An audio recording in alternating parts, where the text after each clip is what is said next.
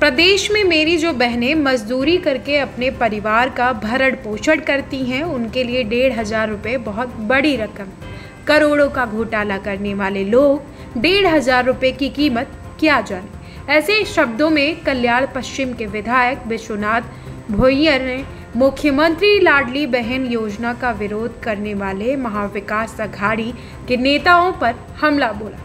वो कल्याण पश्चिम में शिवसेना की उर्मेडे कोलीवली विभागीय शाखा की तरफ से आयोजित लाडली बहन संपर्क अभियान कार्यक्रम में बोल रहे थे। कार्यक्रम में मुख्यमंत्री लाडली बहन योजना की सैकड़ों लाभार्थी महिलाएं शामिल हुई थी। साथ ही यदि आप अपने आने वाले चुनाव में एकनाथ शिंदे को फिर से मुख्यमंत्री बनाते हैं तो ये योजना बदस्तूर जारी रहेगी। इतना ही नहीं, विधायक भोईर ने कहा कि मुख्यमंत्री शिंदे ने इसे दोगुना करने का ठोस वादा किया है। साथ ही आगामी विधानसभा चुनाव में महायुति उम्मीदवारों को भारी मतों से जिताने का आवाहन किया है।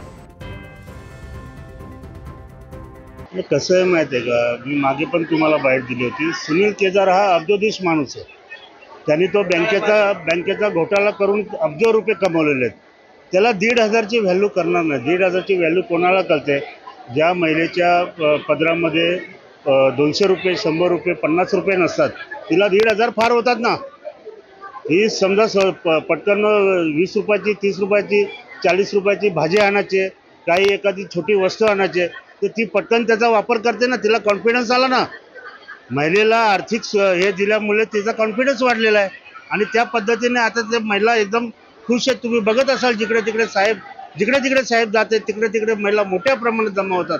आता सुद्धा आम्ही बघा रात्री महिलांना फोन केले आणि काही महिलांना साहेब सकाळी फोन केले आपण, तरी पण त्या महिला किती मोठ्या प्रमाणात जमलेल्या आहेत हे तुम्ही आता इथे बघत आहात। म्हणजे महिलांमध्ये फार उत्साह आहे।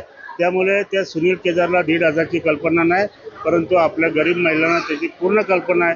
त्यामुळे ते त्यांना आम्ही देत राहणार आणि पुन्हा सत्ता आली तर ते 1,500चे आम्ही 3,000 करणार हे साहेबांनी आम्हाला सांगितलं।